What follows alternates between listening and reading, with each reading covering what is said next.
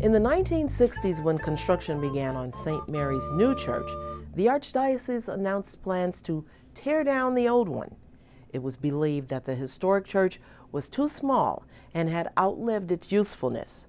Fortunately, public opinion prevailed, and in 1979, the building known as Chapel of Our Lady was named to the National Register of Historic Places.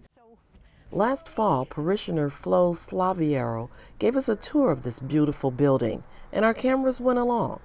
In the spring of 1813, Father James Redmond came to Montgomery County with the idea of making a new church. Found a 4-acre land, paid a whole $300 for it, and he started to build. The main building was 53 feet by 36 feet. The total cost was $4,000. And they did not have a main aisle.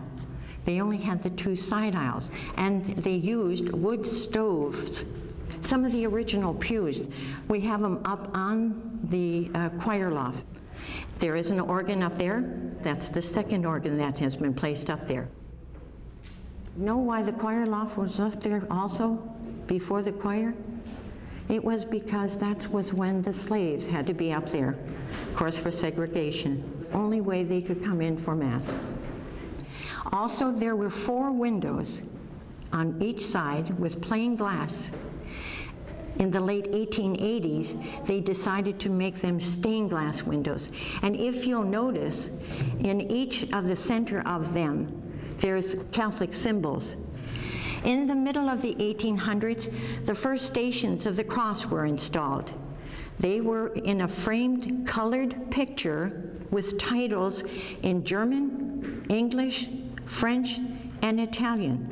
We have in our sacristy the 4th station of the cross that was put up in 1854. Now, in 1861, the steeple was erected and then later moved to its present location, and the bell was installed in 1898. In the late 1890s, the white baptismal font was donated by Father Didier, and the small stained glass window. If you look at it, it has the chalice, the host, the wheat, the grapes, and in the back, behind where the cross is, there is a very big A and an M. What would you think that is for? Ave Maria. Ave Maria, yes.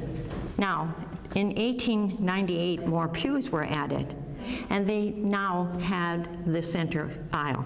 In 1934, a new altar and the Stations of the Cross was installed. In 1936, Catholic population at St. Mary's and St. Peter's numbered 400, which was more than the entire county when Father Redmond came. In 1979, Sodality renamed the little church to Our Lady's Chapel. In 1999, a new altar was dedicated, and the lectern was designed and so that they matched the pews, the back altar. Today, in 2013, we have in this parish 2,700 families, over 8,000 people. And our latest pastor, Monsignor Amy, is our 34th pastor. We have usually about 50 to 100 people coming daily for Mass. I'm sure Father Redmond would be most pleased.